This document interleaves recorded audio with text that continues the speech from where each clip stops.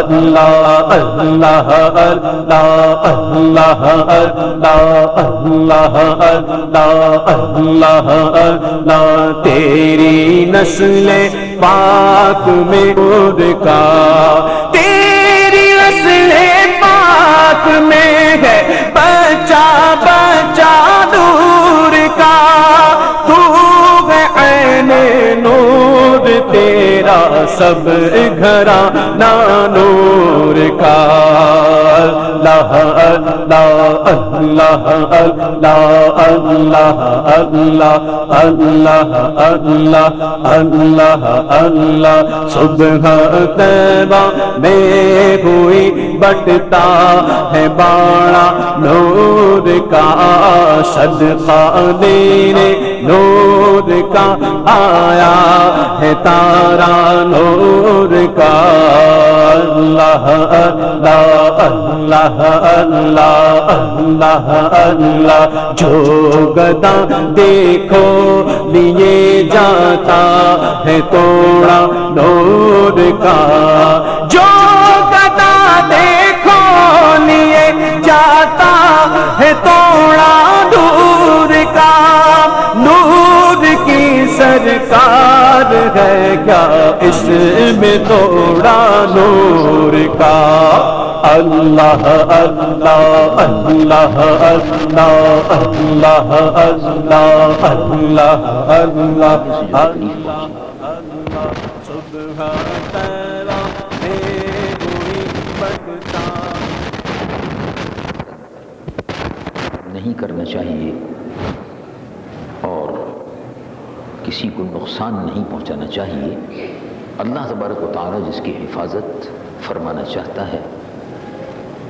کوئی بھی شخص لا کسی کو نقصان پہنچائے، اللہ رب العالمین جب حفاظت فرمانے پر آ جاتا ہے تو حفاظت فرماتا ہے، جیسے حضرت یوسف کی کنویں میں حفاظت فرمائی۔ حضرت سیدنا یوسف علیہ نبینا علیہ السلام مصر کے بازار میں بک گئے اور عزیز مصر بادشاہ مصر ان کو لے کر اپنے گھر چلے گئے۔ ماشاءاللہ نوجوان ہوتے رہے، بڑے ہوتے رہے، ادھر حضرت یعقوب علیہ السلام آپ کے فراق میں، آپ کی یاد میں روتے رہے، روتے روتے اس محبت پدری جو فطری ہے، محبت پدری اس میں روتے ہوئے حضرت یعقوب علیہ السلام کی آنکھیں جو تھیں وہ جاتی رہیں، نابینا ہو گئے۔ وَابْيَضَّتْ عَيْنَاهُ مِنَ الْحُزْنِ فَهُوَ كَظِيمٌ، ان کی آنکھیں رنج، بھائیوں نے جو تکلیف یوسف علیہ السلام کو پہنچائی آپ کو باخبر تھے، لیکن اللہ رب العالمین کا حکم تھا تو صبر کیے ہوئے تھے، تو بھائیوں نے جو تکلیف پہنچائی چھوٹے بھائی کو، بچے تھے، اس سے آپ کو تکلیف تھی، روتے بھی تھے، آنکھوں میں آنسو بھی تھے۔ وَابْيَضَّتْ عَيْنَاهُ مِنَ الْحُزْنِ فَهُوَ كَظِيمٌ، حضرت یعقوب علیہ السلام کی آنکھیں سفید ہو گئی، یعنی روشنی جاتی رہی، روتے روتے نابینا ہو گئے۔ ادھر وقت گزرتا رہا، مختصر یہ کہ حضرت یوسف علیہ نبینا علیہ السلام کیونکہ حسین تھے، جمیل تھے، تو مصر کے بادشاہ کی بیوی جو تھی، عزیز مصر کی بیوی زلیخا، وہ چاہتی تھی کہ کسی طرح حضرت یوسف علیہ السلام کو اپنے جال میں پھنسائے، تو اس نے کوشش بہت کی لیکن کسی طرح سے موقع نہیں ملتا تھا۔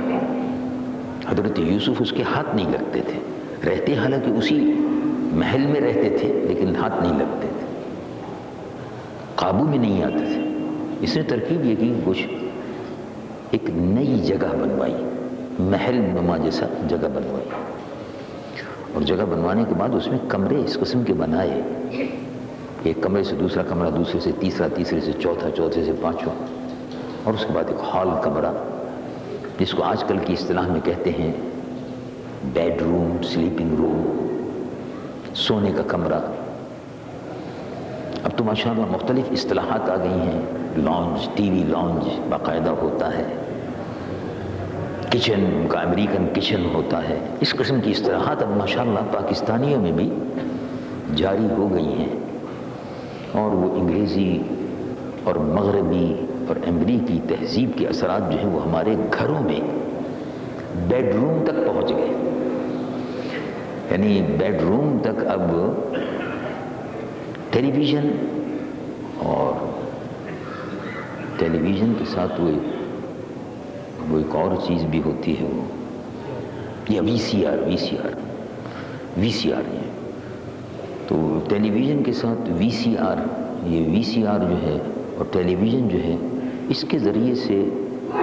مغربی تہذیب، ثقافت اور بے حیائی وہ گھروں کے اندر ہی نہیں بیڈ روم تک گھس گئی، سونے کے کمرے تک گھس گئی. بس اب اللہ تبارک و تعالی ہم فرمائے. چنانچہ وہ حضرت یوسف علیہ نبینا علیہ السلام کے لیے جو اس نے جال بچھایا تھا، تو کمرہ جو تھا سونے کا کمرہ، انہوں نے کہا کہ میں نے بڑا اچھا مکان بنایا ہے، بڑی اچھی جگہ بنائی ہے، ایک نئی جگہ بنائی ہے، میرا دل چاہتا ہے آپ بھی اس کو دیکھ لیں. حضرت یوسف علیہ السلام کو دعوت دی. اب انشاءاللہ اچھا دیکھ لیں گے. لے کے ان کو چلی، ایک کمرے سے دوسرا کمرہ، دوسرے سے تیسرا، تالے لگاتی چلی گئی. قرآن مجید و فرقان حمید میں اللہ رب العالمین ارشاد فرماتا ہے واستبق الباب وقدت قمیصہ من دبر والف یا سیدہ الابواب. پورا واقعہ قرآن مجید و فرقان حمید میں. وہاں لے جا کر گئی اور حضرت یوسف علیہ نبینا علیہ السلام پر اس نے ہاتھ ڈالا، اپنی طرف ان کو کھینچنا چاہا. وراودته التي هو في بيتها عن نفسه وغلقت الابواب وقالت هيت لك قال معاذ الله انه ربي احسن مثواي انه لا يفلح الظالمون ولقد همت به وهم بها لولا ان راى برهان ربه. وہ دروازے سے لے کر گئی اور وہاں جانے کے بعد اس نے حضرت یوسف علیہ نبینا علیہ السلام سے اپنی بری خواہش کا اظہار کیا، بدکاری کا اور منہ کالا کرنے کا اظہار کیا، زنا کا. حضرت یوسف علیہ السلام نے فرمایا قال معاذ اللہ، میں خدا کی پناہ مانگتا ہوں. اس لیے کہ ظاہر ہے تمام شرائع میں، یعنی تمام شریعتوں میں، ہاں وہ حضرت نوح علیہ السلام کی ہو، خواہ وہ ابراہیم خلیل اللہ کی ہو، اور خواہ وہ حضرت موسیٰ کی ہو، خواہ حضرت عیسیٰ کی ہو، اور وہ تمام کتابیں جو مقدس کتابیں ہیں آسمانی، زبور و توریت و انجیل، ان سب میں زنا کو حرام قرار دیا گیا ہے. یعنی کسی بھی عورت کو بغیر نکاح کے جائز نہیں کہا گیا. عورت کے ساتھ تعلق جو ہے وہ صرف نکاح کے ذریعے سے ہو سکتا ہے، اس کے علاوہ وہ زنا میں شمار ہوتا ہے. اور ظاہر ہے یہ بدکاری ہے اور یہ حرام ہے اور گناہ کبیرہ ہے. اب ظاہر ہے جب عوام کے لیے ہے تو پھر تو خواص جو ہیں ان کی تو اور اللہ تبارک و تعالیٰ نے حفاظت فرمائی ہے. انبیاء علیہ السلام تو گناہ کبیرہ سے محفوظ ہوتے ہیں، اللہ رب العالمین ان کی حفاظت فرماتا ہے. چنانچہ حضرت یعقوب علیہ السلام، چنانچہ حضرت یوسف علیہ نبینا علیہ السلام کو جب وہ پکڑ رہی تھی، وہ کھینچ رہی تھی، ہمت بھی ہم بہا، دونوں ایک دوسرے کے قریب ہونے والے تھے، یعنی وہ کھینچ رہی تھی، پکڑ رہی تھی. حضرت یعقوب علیہ السلام تو کنعان میں تھے. کنعان فلسطین میں ہے، اور کنعان میں اور مصر میں درمیان میں سمندر کا فاصلہ تھا. سمندر اب جو ہے تو سمندر کو تھوڑا سا پاٹ کر، اب جو ہے وہ سمندر جو ہے درمیان میں تو سمندر تھا اور خشکی کی تھوڑی سی پٹی تھی، اس پٹی کو اب کاٹ کر سویز کینال بنائی گئی. تقریباً 150-200 سال پہلے سویز کینال، نہر سویز بنائی گئی ہے. تو وہ ریڈ سی جو ہے، ریڈ سی میڈیٹرینین میں اب مل گیا، ورنہ اس سے پہلے ریڈ سی بند ہو جاتا تھا، درمیان میں خشکی آ جاتی تھی، تو فلسطین اور مصر کا رستہ خشکی کا رستہ تھا، اور اس کے بعد پھر میڈیٹرینین ہوتا تھا. اب کیونکہ سویز کینال تقریباً 150 سال پہلے بن گئی ہے، تو سویز، نہر سویز جو کاٹی گئی ہے، ریڈ سی کو کاٹ کر میڈیٹرینین اور ریڈ سی دونوں مل گئے، یہ سویز کینال ہو گئی۔ لیکن اس سے پہلے وہ خشکی کا راستہ تھا، تو تقریباً فاصلہ مصر کا اور کنعان کا 600 میل تقریباً سمجھ لیجئے، 600 میل کے قریب تھا۔ اور حضرت یعقوب اپنا کنعان میں تھے، اپنی جگہ پر فلسطین میں، اور حضرت یوسف مصر میں تھے۔ یہ واقعہ مصر میں ہو رہا تھا، وہ پکڑ کے کھینچ رہی ہے، اس کے بھاگنے کی کوشش کر رہے ہیں۔ آپ نے دیکھا کہ حضرت یعقوب آپ کے والد کھڑے ہوئے ہیں اور ہاتھ سے اشارہ کر رہے ہیں، مطلب یہ ہے کہ بیٹے، تو ظاہر ہے کہ اب آپ غور فرمائیے کہ حضرت یعقوب کنعان میں ہیں، اور اس وقت اس کمرے میں جو زلیخا نے کمرہ بنایا تھا اس میں حضرت یعقوب نظر آ رہے تھے۔ اس کا مطلب یہ ہے کہ نبی برحق یعقوب نبی اللہ حضرت یوسف کے حال سے باخبر تھے، اور ایسے وقت میں جب آپ کو یہ خیال ہوا کہ کہیں ایسا نہ ہو کہ شیطان ورغلا دے، ابھی نوجوان ہے، 20-22 سال کی عمر ہے، خدا نخواستہ اگرچہ اللہ تعالیٰ حفاظت فرما رہا ہے، تو بہرحال آپ وہاں پہنچ گئے اور وہاں موجود تھے۔ یہ نبی کی قوت اور طاقت ہے۔ اگر یعقوب علیہ السلام کنعان میں رہتے ہوئے مصر میں 600 میل کے فاصلے پر زلیخا کے کمرے میں موجود ہو سکتے ہیں، تو انبیاء کی اوروں کی کیا طاقت ہوگی، اور سید الانبیاء کی طاقت کا عالم کیا ہوگا، ان کے پہنچنے کا، ان کے آنے کا اور جانے کا عالم کیا ہوگا۔ حضرت یعقوب علیہ السلام نے انگلی سے اشارہ کیا، قال معاذ اللہ، میں خدا کی پناہ مانگتا ہوں۔ حضرت یوسف نے کہا میں خدا کی پناہ مانگتا ہوں، اور وہاں سے بھاگے، اس سے دامن چھڑا کر بھاگے۔ اس نے دامن پکڑ لیا تھا، جب یہ بھاگ رہے تھے دامن پکڑ کے کھینچا، بھاگے۔ زلیخا نے جب یہ اندر آ رہی تھی، مفسرین نے لکھا کہ وہ ہر کمرے کا تالا وغلقت، قرآن مجید و فرقان حمید میں بھی ہے، تفصیل مفسرین نے لکھی وغلقت الابواب، تمام جتنے بھی دروازے تھے وہ سب بند کر دیے تھے، اس نے وغلقت الابواب، دروازے سب بند کر دیے، تالا لگا دیا تھا۔ حضرت یوسف جب بھاگے اور اس سے بچنے کا، اس حرام کاری سے بچنے کا ارادہ کیا، تو اللہ رب العالمین نے مدد فرمائی۔ تو جیسی دروازے پر پہنچے تالا لگا ہوا تھا، مفسرین فرماتے ہیں تالا خود بخود کھل گیا، دوسرے کمرے میں، وہاں سے تیسرے کمرے میں، وہاں سے چوتھے کمرے میں، اس طرح سے آپ وہاں سے نکل کر اس مکان سے آ گئے اور محفوظ رہے۔ تو اگر کوئی شخص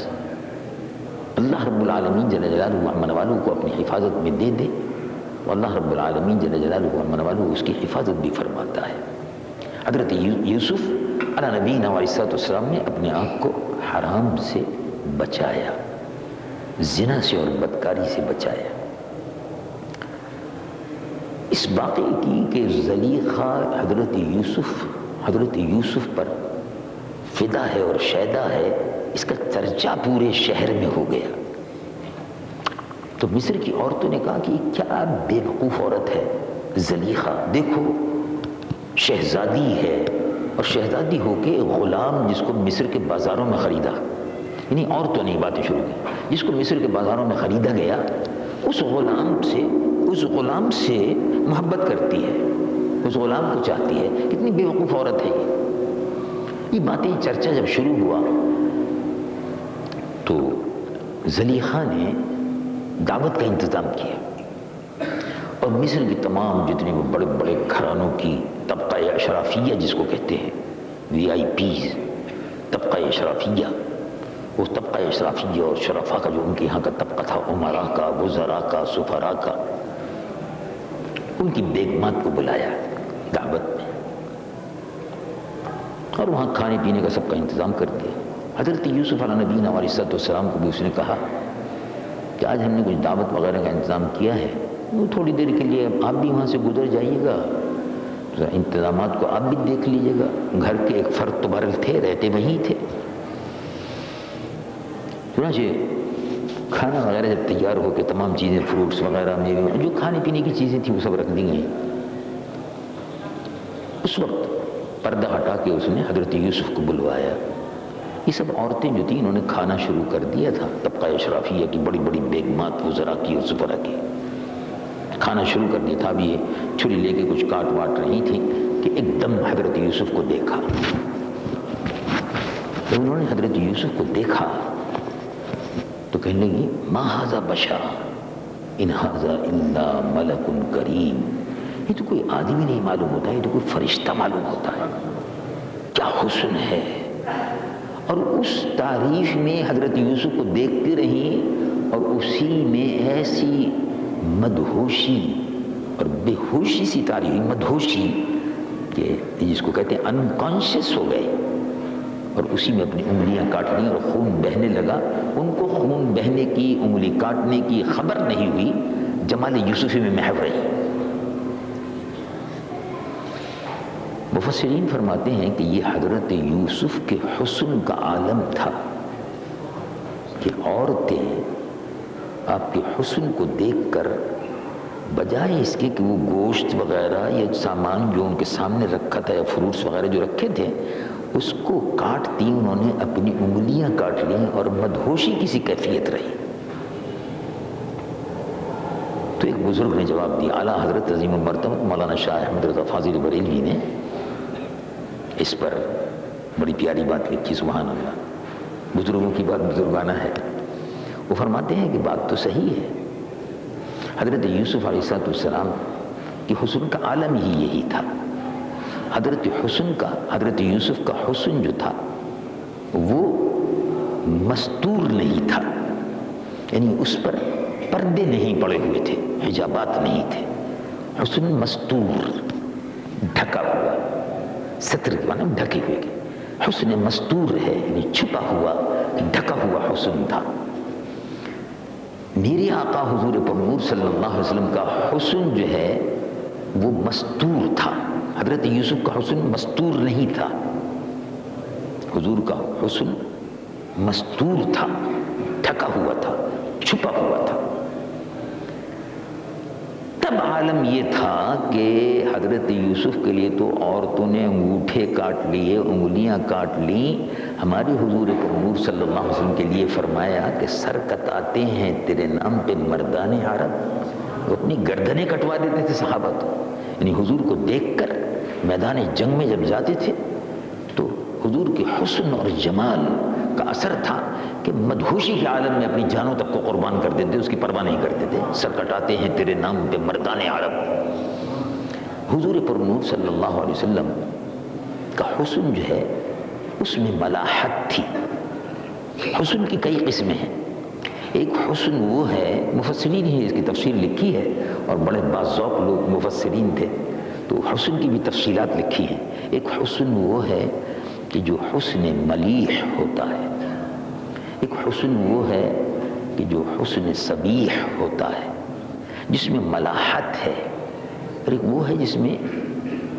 یعنی گوری چٹی چمڑی ہے لیکن بظاہر کوئی خاص کشش اس میں نہیں ہوتی، اور بعض حضرات ہوتے ہیں گوری چٹی چمڑی نہیں ہوتی لیکن چہرے پر کشش ہوتی ہے، اس کو حسن ملیح کہتے ہیں۔ حضور پرنور صلی اللہ علیہ وسلم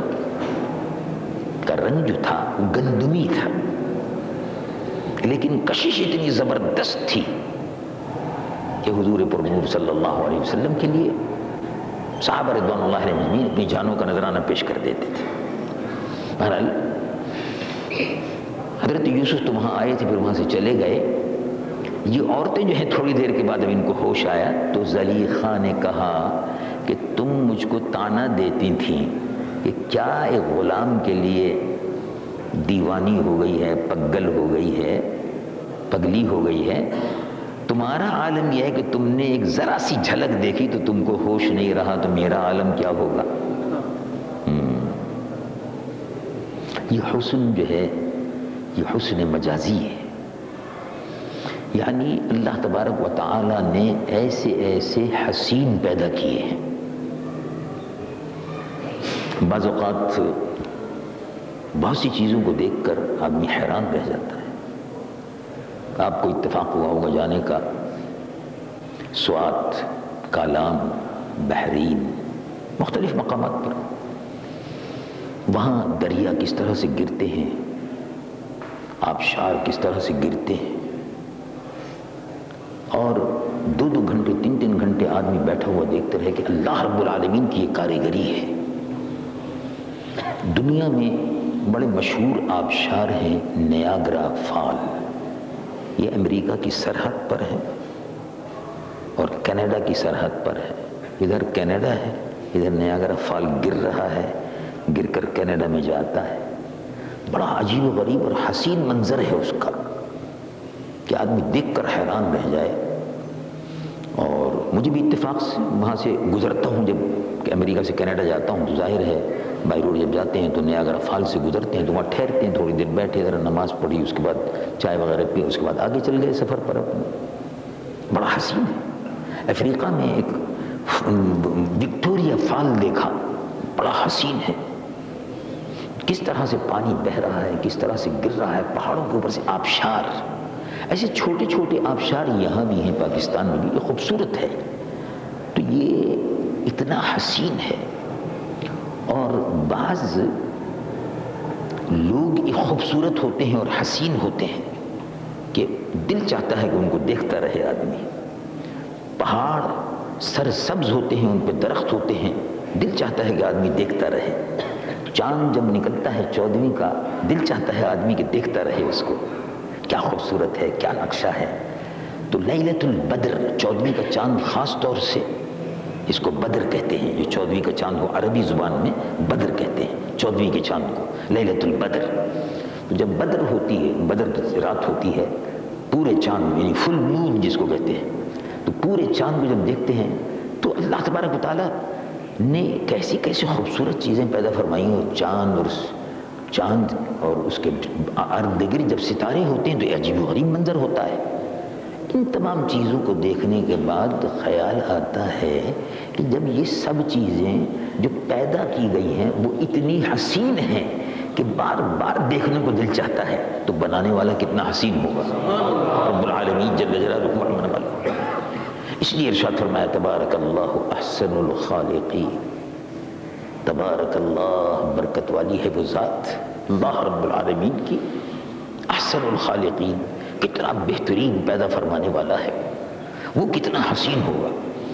اسی پر ایک واقعہ یاد آیا درمیان میں، بعض مفسرین نے لکھا یہ بھی، تو وہ ویسے لمبا ہو جاتا ہے واقعہ، لیکن وہ درمیان میں یاد آ گیا مجھ کو بھی۔ تو ایک بزرگ تشریف فرما تھے، بعض لوگوں نے لکھا کہ حضرت جنید بغدادی تھے، اور بعض بزرگوں نے لکھا کہ حضرت حسن بصری تھے، بڑے مشہور بزرگ تھے، تابعی بھی تھے۔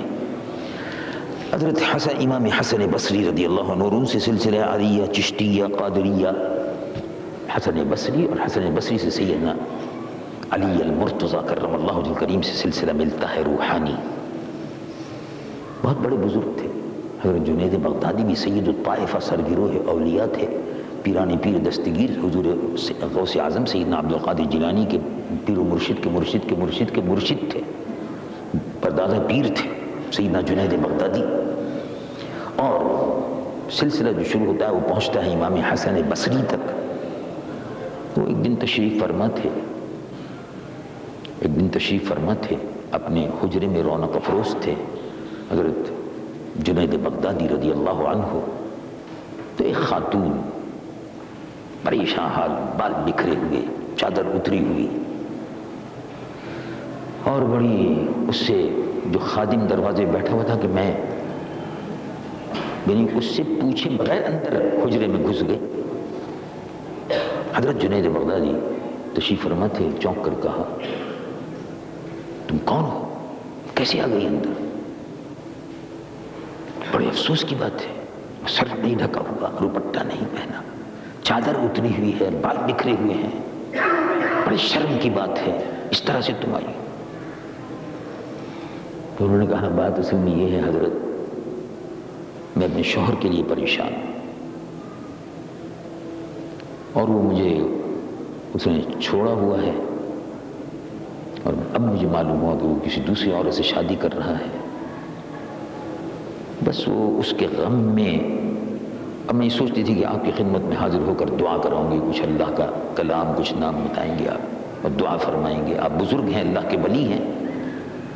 تو مجھے ہوش نہیں رہا، میں معذرت چاہتی ہوں۔ جب حضرت نے اس کو ڈانٹا تو اس عورت نے کہا مجھے ہوش نہیں رہا۔ حضرت نے دعا فرمائی اور اس کے بعد کہا اللہ اکبر، کہا کہ اس عورت کو اپنے شوہر کی محبت میں اپنا ہوش نہیں تھا، اور ہم کو اللہ کی محبت میں ایسی مدہوشی کبھی نہیں آئی۔ بس اس کے بعد سے پھر حضرت کے حال میں بڑی تبدیلی آئی، نقشہ بدلنے لگا زندگی کا اور زیادہ۔ بہرحال حضرت یوسف علیہ نبینا علیہ السلام کے حسن کو دیکھ کر زلیخا نے بعد میں کہا کہ دیکھا تم مجھ کو تانا دیتے ہیں، تم نے تو اپنی انگلیاں کٹوا لی۔ حضرت یوسف علیہ نبینا علیہ السلام کو زلیخا نے جب وہ واقعہ ہوا، حضرت یوسف وہاں سے بھاگ کر نکلے،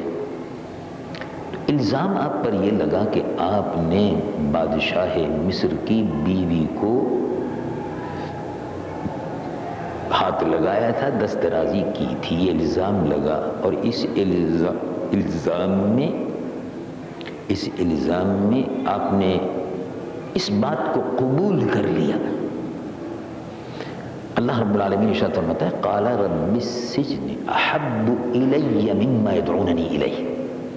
اے اللہ میں اب اس محل کے اندر ہوں زلیخا اور عزیز مصر کے ساتھ، اب یہ ان کے ارادے بد ہیں، نیک ارادے نہیں ہیں، یہ مجھ کو گمراہی کے راستے پر ڈالنا چاہتے ہیں، تو رب السجن احب الیہ، جیل خانہ جو ہے وہ مجھے زیادہ بہتر لگتا ہے اس محل سے جس میں میں ہوں، یہاں برائی کا اندیشہ ہے اور ایمان کی جانے کا اندیشہ ہے، اس لیے کہ وَلَا يَزْنِ الزَّانِي حِينَ يَزْنِي وَهُوَ مُؤْمِنٌ، جب کوئی شخص زنا کرتا ہے تو ایمان نکل جاتا ہے، جب توبہ کرتا ہے تو پھر اس کے بعد واپسی ایمان کی ہوتی ہے۔ تو آپ نے فرمایا مجھے جیل جانا اچھا ہے بجائے اس کے کہ میں یہ، چنانچہ یہی ہوا، آپ پر یہ الزام لگا اور آپ کو جیل میں ڈال دیا گیا۔ بعد میں حضرت یوسف علیہ نبینا علیہ السلام جیل میں رہے تقریباً 7 سال، اور اس کے بعد پھر جیل سے باہر آئے، اور وہ الزام جو تھا وہ غلط ثابت ہوا،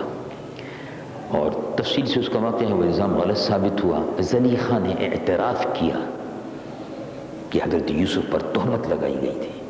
زلیخا نے تہمت لگائی تھی۔ اسی پر قرآن مجید و فرقان حمید نے فرمایا ان کیدکن عظیم، عورتوں کا مکر جو ہے وہ بہت بڑا ہوتا ہے، جب یہ مکاری پر آ جائیں تو ان عورتیں اگر مکاری پر آ جائیں تو یہ بہت بڑی بڑی مکاریاں کر جاتی ہیں، ان کے مکر سے اللہ تبارک و تعالی حفاظت فرمائے۔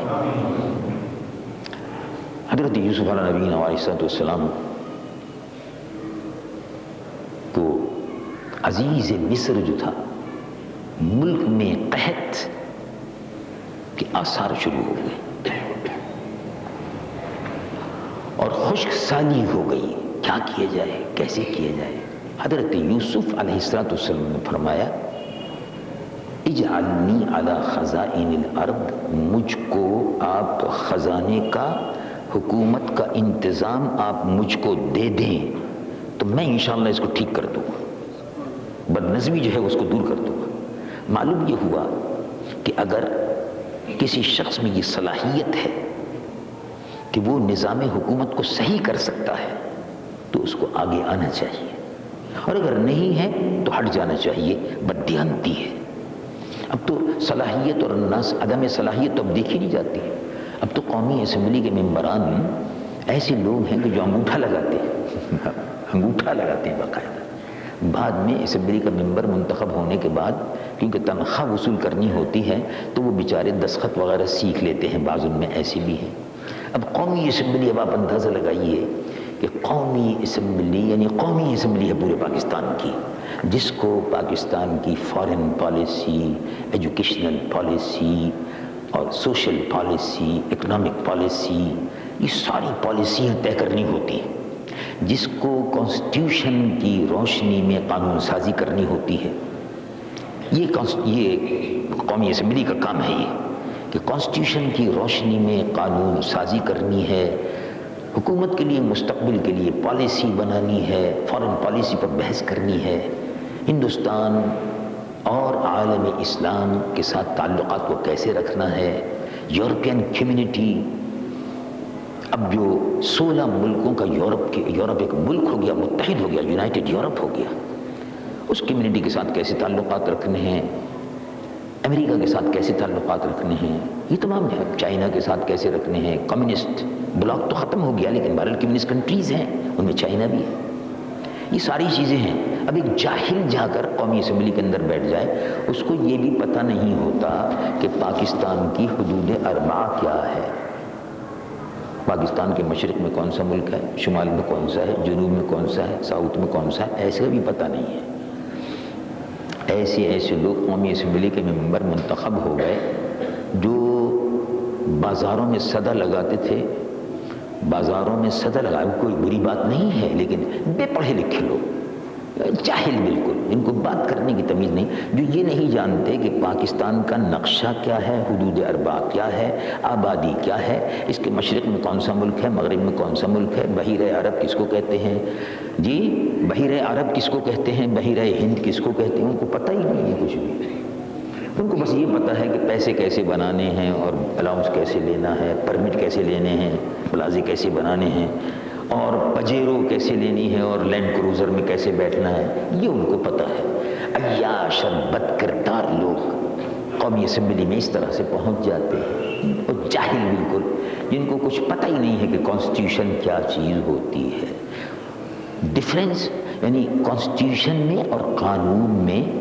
آئین میں اور قانون میں، کانسٹیٹیوشن میں اور لا میں کیا فرق ہے، یہ بھی ان کو پتہ نہیں کہ کانسٹیٹیوشن کس کو کہتے ہیں، یہ بھی پتہ نہیں،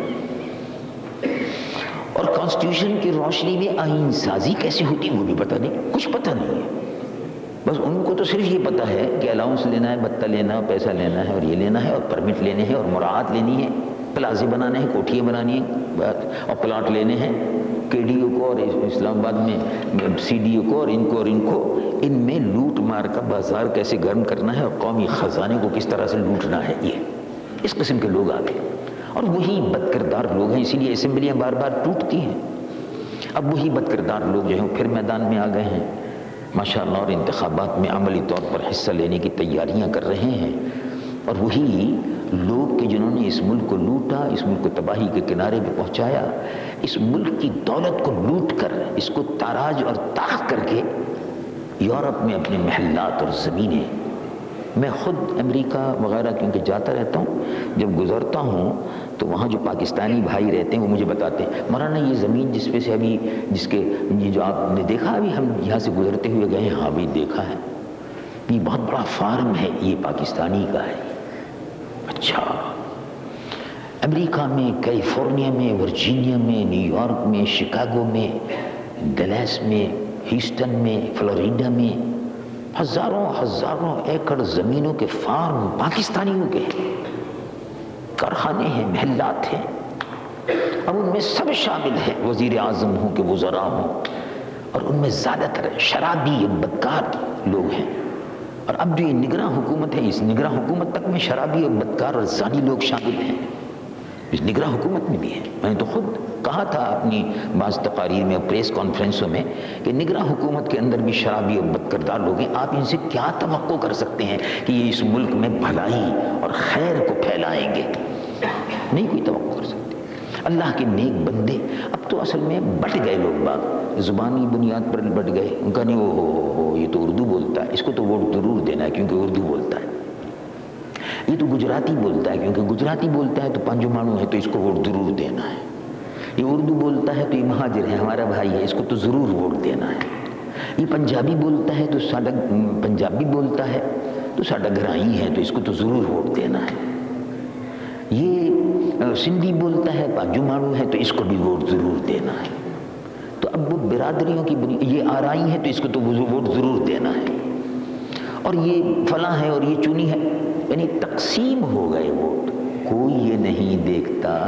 کہ اللہ کے نیک بندوں ایسے بندے کو ووٹ دینا ہے جس کو خوف خدا ہو۔ جب خوف خدا ہوگا تو خلق خدا کا بھی حق ادا کرے گا۔ اب برادری کی بنیاد پر، زبانی بنیاد پر، علاقائی بنیاد پر قوم تقسیم ہو گئی۔ رسول اللہ کی امت کو لوگوں نے، لیڈروں نے اپنے ذاتی اغراض کے لیے قوم کو لسانی، علاقائی اور نسلی بنیادوں پر تقسیم کر دیا۔ یہ امت واحدہ تھی، رسول اللہ کی امت واحدہ، ان ھذہ امتکم امۃ واحدہ، یہ امت رسول اللہ کی امت واحدہ ہے۔ غلامی رسول سے نکال کر ہم نے اس کو زبان، قبیلہ اور نسل کا غلام بنا دیا، غلامی رسول سے نکال کر، ورنہ غلامی رسول کی بنیاد پر سب ایک ہے۔ بہرحال بات یہاں سے چلی تھی کہ حضرت یوسف علیہ نبینا علیہ السلام نے فرمایا اجعلنی علی خزائن الارض، آپ یہ ملک کا انتظام میرے ہاتھ میں دیجئے، میں ٹھیک کروں گا اس کو۔ چنانچہ حضرت یوسف علیہ نبینا علیہ السلام نے اس کو ٹھیک کیا۔ بقیہ مضمون انشاءاللہ العزیز زندگی بخیر میں کل عرض کروں گا۔ اللہ تعالیٰ قبول فرمائے۔ ربنا تقبل منا انك انت السميع العليم وتب علينا انك انت التواب الرحيم۔ اللهم ربنا آتنا في الدنيا حسنة وفي الآخرة حسنة وقنا عذاب النار وادخلنا الجنة مع الأبرار۔ یا اللہ یا رحیم یا رحمان، اللہ جو بیماریوں کو شفا عطا فرما، سب بیمار حافظ ہے، اس سے کیا سوال کرتے ہو؟ یہ تو اللہ کا بندہ ہے، ایسا واپس چلا جائے۔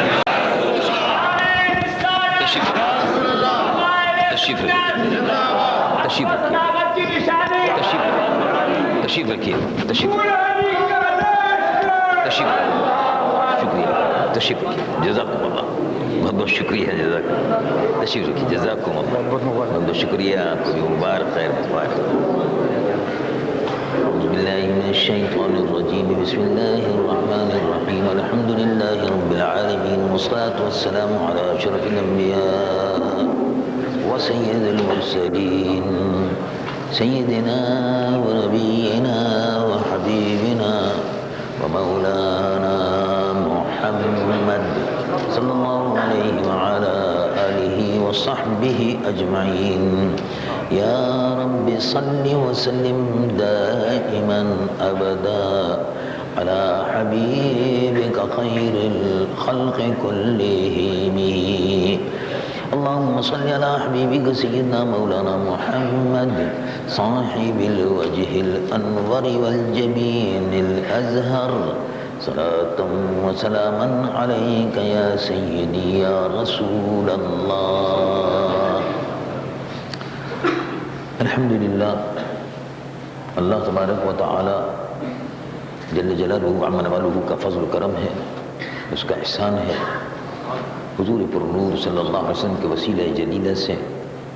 اللہ تبارک و تعالی نے مجھ گنہگار و سیاہکار کو قرآن مجید و فرقان حمید کے سنانے کی سعادت عطا فرمائی، اور آپ سب حضرات کو سننے کی سعادت عطا فرمائی۔ اللہ تبارک و تعالی شرف قبولیت عطا فرمائی۔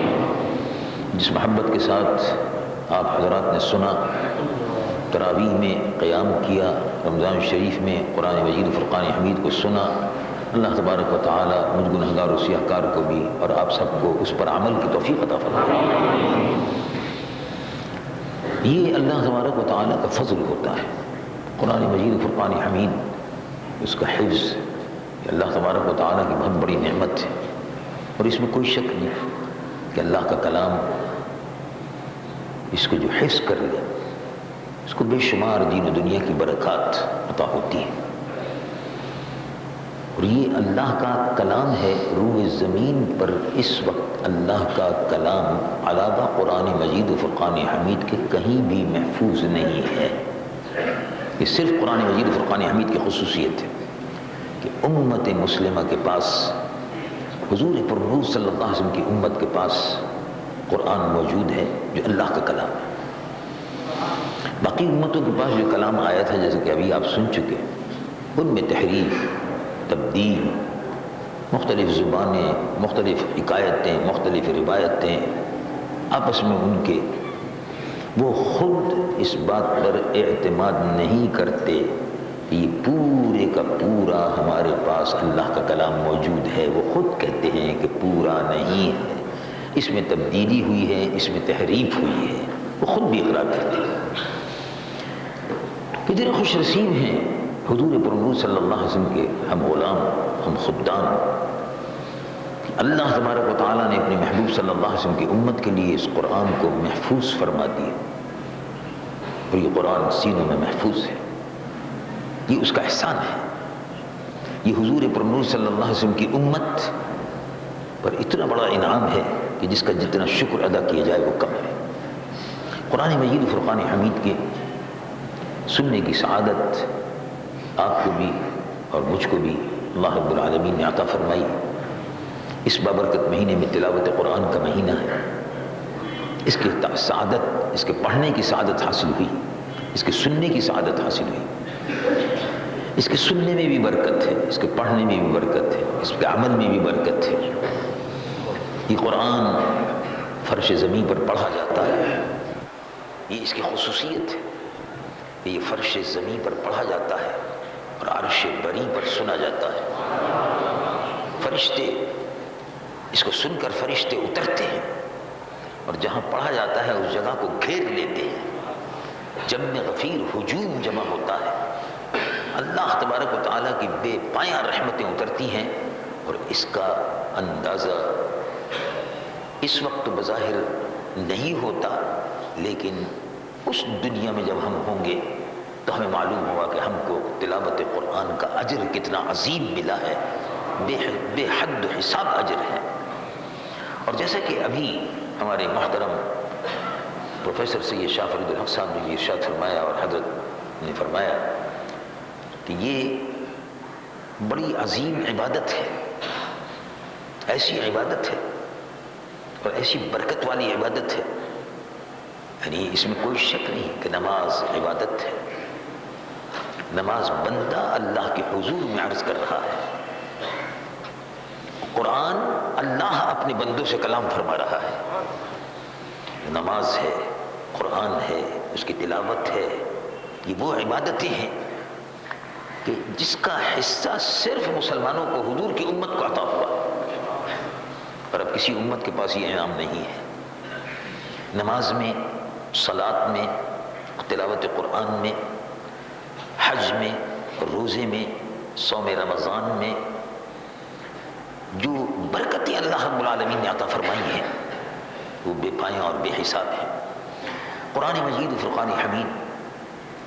معجزہ ہے۔ حضور پر نور صلی اللہ علیہ وسلم کے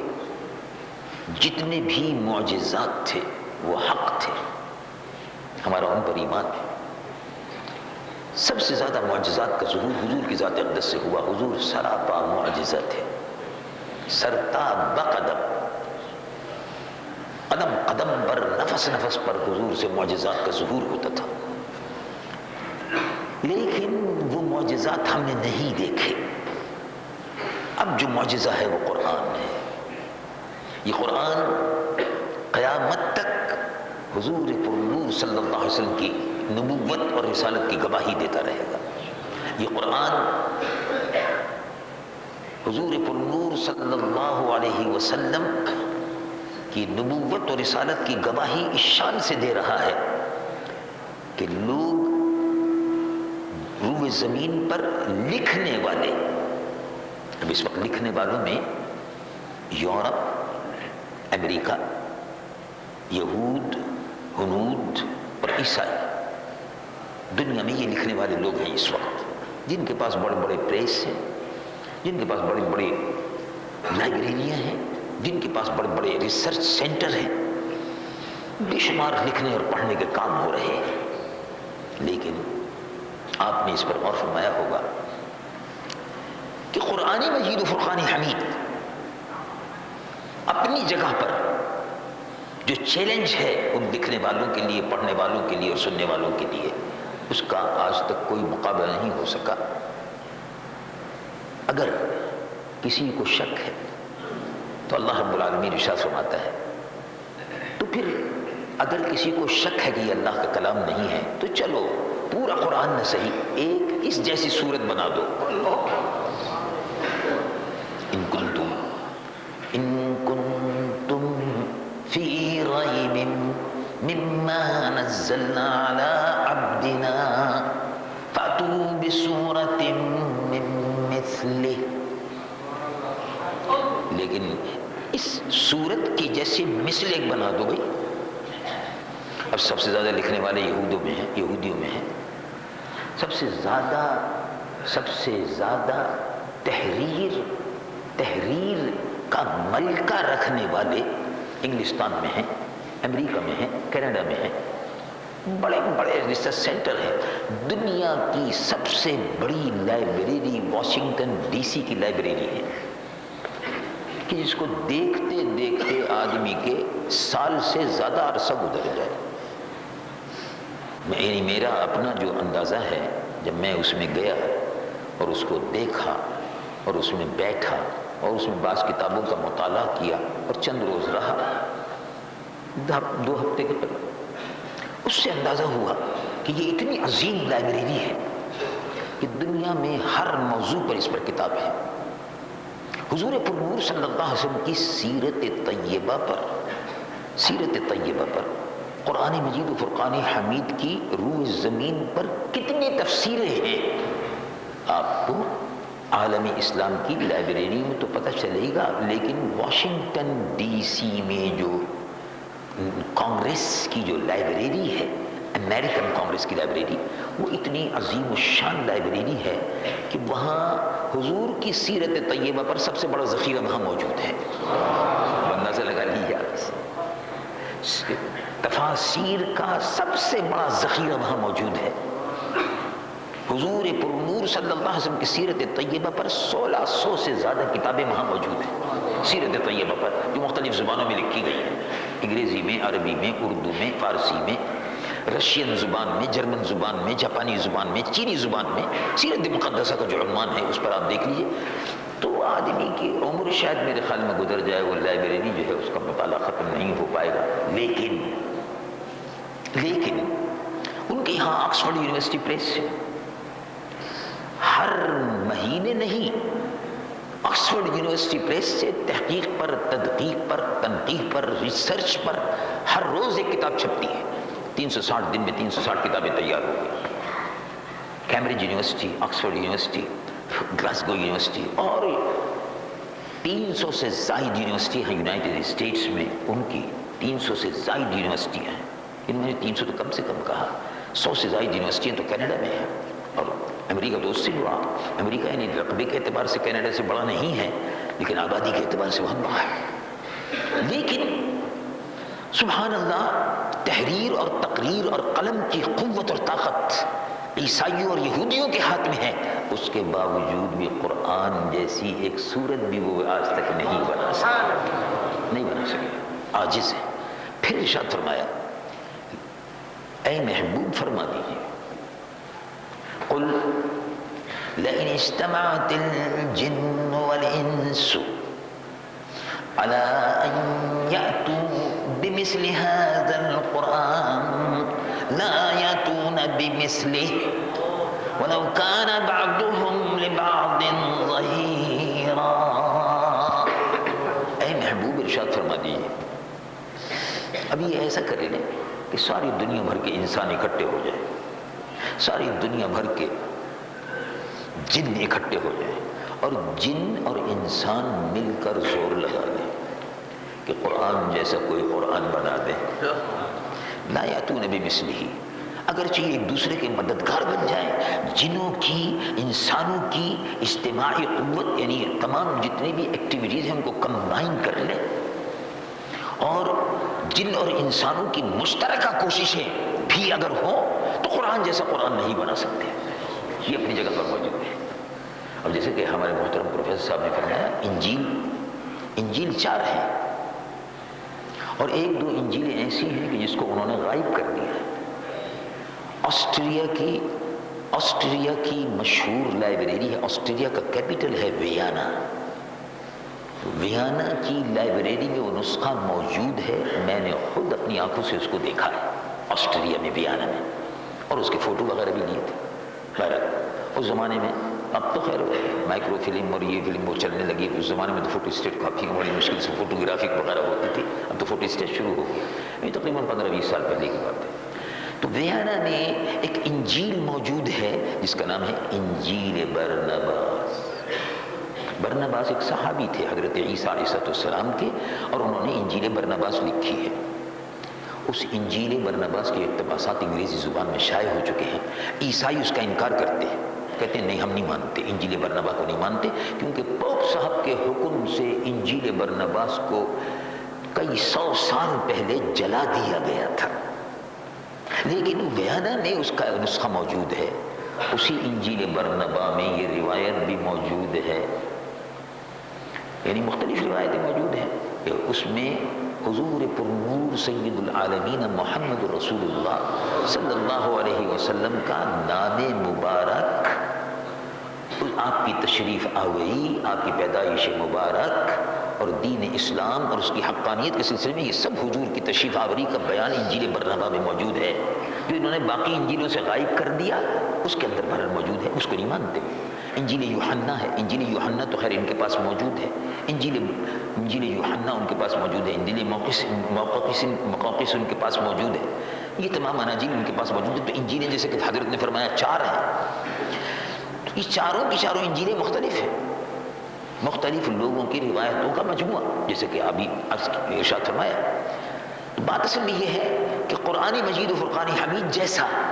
اللہ کا کلام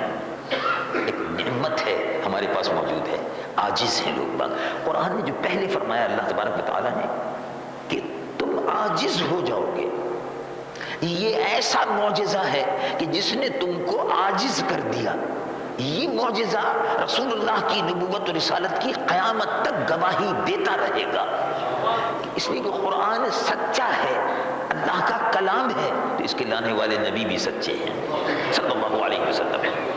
اللہ رب العالمین جل جلالہ عما والہ کی جہاں یہ پڑھا جاتا ہے رحمتوں کا نزول ہوتا ہے، اور سبحان اللہ یہ راتیں، یہ قیام، یہ تسبیح اور یہ تلاوت قرآن، یہ وہ مناظر ہیں، یہ وہ منظر ہے کہ جس کا تصور جب آدمی کرتا ہے کہ اس منظر پر کتنی اللہ کی رحمتوں کا نزول ہو رہا ہوگا، اس کا تصور اگر کرے آدمی تو پھر دامن جو ہے وہ چھوٹا پڑ جاتا ہے، اور اللہ رب العالمین کا یہ ارشاد بجا ہے کہ وَرَحْمَتِي وَسِعَتْ كُلَّ شَيْءٍ، میری رحمت بے پایاں ہے، دامن ہمارا تنگ ہے، وہ دینے والا رب کریم ہے۔ ایک حرف پر اس کے خزانہ غیب کا تصور کیجئے کہ قرآن پڑھو، من قرأ من القرآن حرفا، یقول الحبیب صلی اللہ علیہ وسلم، من قرأ من القرآن حرفا كتب اللہ له لكل حرف 10 حسنات۔ جس نے قرآن کا ایک حرف پڑھا، ترجمہ حدیث شریف کا یہ ہوا، جس نے قرآن کا ایک حرف پڑھا، اب ذرا کمپیوٹرائز کیجئے اس کو، یعنی آدمی کی عقل اس کا حساب نہیں لگا سکتی، میں اور آپ اس کا حساب نہیں لگا سکتے،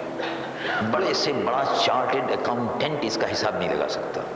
کہ قرآن مجید و فرقان حمید کے حضور پرنور صلی اللہ علیہ وسلم نے ارشاد فرمایا ایک حرف پر 10 نیکیاں لکھی جاتی ہیں، ایک حرف پر 10 نیکیاں لکھی گئیں۔ الف ایک حرف ہے، لام ایک حرف ہے، میم ایک حرف ہے، الف لام میم، الف لام میم یہ ایک حرف ہے، الف لام ایک حرف ہے، میم ایک حرف ہے، 30 نیکیاں لکھی گئیں۔ جس نے پورا قرآن پڑھا اس کی کتنی نیکیاں لکھی گئیں؟ اب یہ کمپیوٹر پہ حساب ہوگا، اس کا کمپیوٹر کو اگر فیڈ کر دیا تو پھر اس کا جواب ملے گا کہ کیسے ہوگا، عاجز ہے عقل۔ اور معلوم یہ ہوا کہ اس کے خزانہ غیب میں کوئی کمی نہیں، ہم دینے والے ہیں، آؤ۔ اور رحمت حق بہانہ نہیں جو ہے، رحمت حق جو ہے اللہ کی رحمت بندوں کو، رسول اللہ کے امتیوں کو تلاش کر رہی ہے کہ آؤ ہم دینے کے لیے بیٹھے ہوئے ہیں، قرآن پڑھ لو، ہر حرف پر 10 نیکیاں لیتے جاؤ، ہمارے خزانے میں کوئی کمی نہیں ہے۔ بڑے بڑے سخی کے دروازے اور خزانے ختم ہو گئے، بڑے بڑے بادشاہوں کے خزانے ختم ہو گئے، حکومت پاکستان کے بھی خزانے ختم ہو گئے، اس لیے یہودیوں سے قرضہ مانگتی پھر رہی ہے اور عیسائیوں سے قرضہ مانگتی رہی ہے، اللہ سے نہیں لیتی، یہودیوں سے لیتی ہے۔ کاش کہ ہمارے حکمراں اللہ کے حضور میں جھک جاتے، اگر اللہ کے حضور میں یہ حکمران جھک جاتے تو خیر و برکت کا نزول ہوتا، آسمانوں سے دروازے کھل جاتے، برکتوں کے دروازے کھل جاتے۔ اور اگر آج بھی پاکستان کے غیور عوام کو یہ اعتماد ہو جائے کہ جو حکومت آئی ہے وہ دیانتدار ہے، اس کی کریڈیبلٹی، اس کی امانت اور دیانت پر اگر لوگوں کو اعتماد ہو جائے تو لوگ اپنے زیور بیچ کر یہودیوں کا قرضہ اتار دیں. آج بھی یہ ہو سکتا ہے، یہ ہو سکتا ہے، لیکن بہرحال کیونکہ وہ تو اب لت پڑی ہوئی ہے، بد کردار اور عیاش حکمرانوں کو لذت لگی ہوئی ہے کہ قوم کا پیسہ جو ہے اس پر عیاشیاں کرے. اس غریب قوم کو کہ جس کو بسیں میسر نہیں، طلباء کو بسیں میسر نہیں ہیں یونیورسٹی پہنچنے کے لیے، بسیں میسر نہیں ہیں، خواتین کو بسیں میسر نہیں، غریبوں کو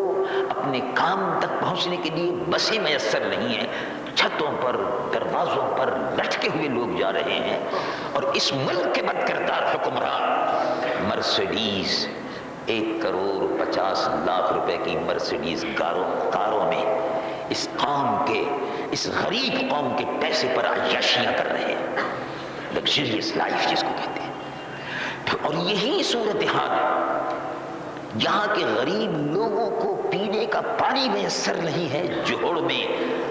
بے شمار مقامات پر، میں تو کیونکہ دورے کرتا رہتا ہوں، جاتا رہتا ہوں پنجاب اور سندھ اور بلوچستان میں،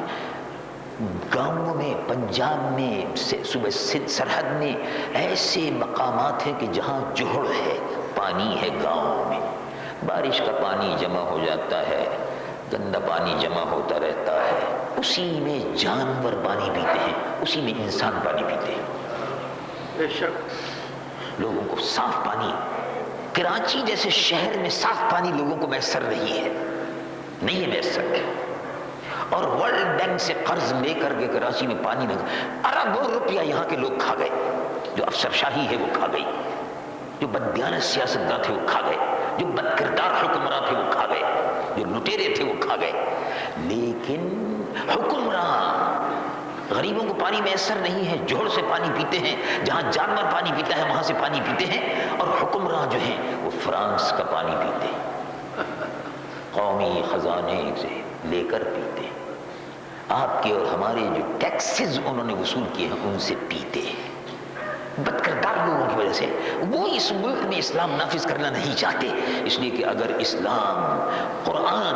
اور رسول اللہ کا لایا ہوا نظام اس ملک میں نافذ ہو جائے گا تو ان کی عیاشیاں اور بد کرداریاں ختم ہو جائیں گی. پھر تو وہ نقشہ ہوگا نا جیسے عمر ابن عبد العزیز رضی اللہ عنہ کہ بیٹھے ہوئے تھے، تشریف فرما تھے، چراغ جل رہا تھا،